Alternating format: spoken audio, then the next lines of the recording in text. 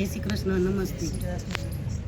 આપ સર્વે ઉપસ્થિત નારી શક્તિને નમસ્કાર. બધાને જય Shri Krishna. Good morning. Good morning.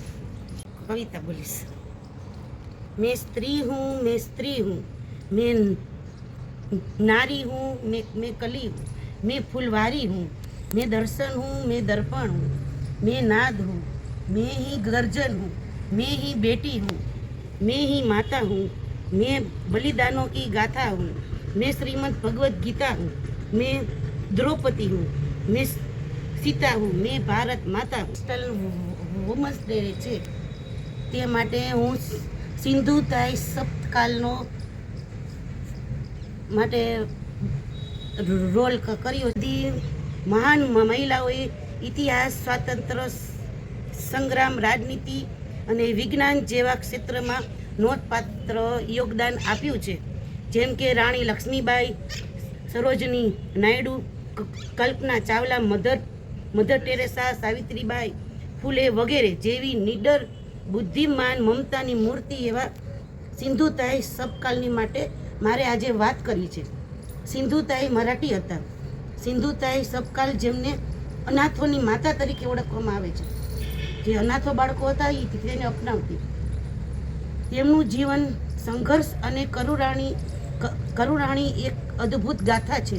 તેમનો જન્મ 14 નવેમ્બર 1948ના રોજ મહારાષ્ટ્રનો વર્ધા જિલ્લામાં થયો હતો. તેના જન્મ સમયે એટલે તેના માતા પિતાએ તેમનું નામ ચિંધી પાડ્યું હતું. ચિંધી એટલે ફાટેલું કપડું.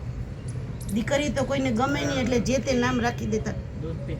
હા, દૂધ પીતી કરે, પછી નામે એવા રાખે ચિંધી, એટલે એનું અર્થ છે ફાટેલું કપડું એમ. એટલે એને ફેંકી દેવામાં આવતું જેમ તેમ. તે દીકરી માત્ર 10 વર્ષની ઉંમરમાં હતી ત્યારે તેના માતા પિતાએ 30 વર્ષના પુરુષ સાથે તેમના લગ્ન કરાવી દીધા હતા. એને પહેલેથી જ એનામાં એવા ગુણો હતા, ભણવાનું, વાંચવા લખવાનું, આગળ વધવાનું, કે ખોટું કાર્ય થતું હોય તો એને બોલવાનું. તો એ જ્યારે સાસરે ગઈ ત્યારે પણ તેનાથી સહન ન થતું. કોઈની સાથે કોઈ ગલત મારી કૂટીને તેને કાઢી મૂક્યા. એ શું કામ ને આપણા સમાજ લોકોને ખબર પડી કે જો આ વહુ દીકરી આગળ આવશે તો આપણું તો પૂરું, જેમ કે આપણને કોઈ જવાબ નહીં દે કંઈ. એટલે જેના પતિએ જેનો બહિષ્કાર કર્યો હોય એને હું પણ ન રાખી શકું કે મને પણ લોકો, સમાજના લોકો બોલે તો તેના મમ્મી પપ્પાએ પણ ન રાખી, એના પતિએ પણ કાઢી મૂકી.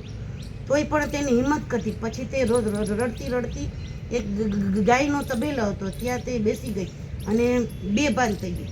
એને ત્યારે 9મો મહિનો જતો. એ બેભાન અવસ્થામાં તેને બાળકીને જન્મ આપ્યો ગાયના તબેલામાં. અને અત્યારે તે ચારે બાજુ ગાયો હતી. તમે લોકો, હું તો આવી નહોતી પણ ગાયોના તબેલામાં કહેતા ને, તમને તો અનુભવ જ બોલી કે ઉઠ, તું પણ એક માતા બની છે, તારે મરવાનું નથી, જીવવાનું છે એમ. તો એ પછી ઉઠી બેભાન અવસ્થામાં. તો એને જોયું તો ચારે બાજુ ગાયો હતી, એને બેન બાળકીનું રક્ષણ કરતા હતા. અને એને એકદમ રોવ આવી ગયું. લોકોએ છોડી દીધી અને આ ગાય માતાએ મારું રક્ષણ કર્યું એમ, મારી છોકરી.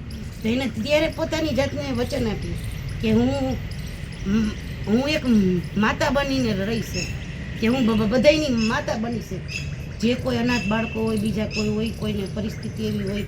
અને ત્યારથી તેને મનમાં એક જ ધૂળ લાગી ગઈ કે બસ હું આ જ કરીશ. પછી તે 10 દિવસથી તબેલામાં રહીને 10 દિવસની બાળકીને લઈને તે ત્યાંથી નીકળી ગઈ. સંભળાવે તો એને બધે ખાવા પીવાનું દેતા.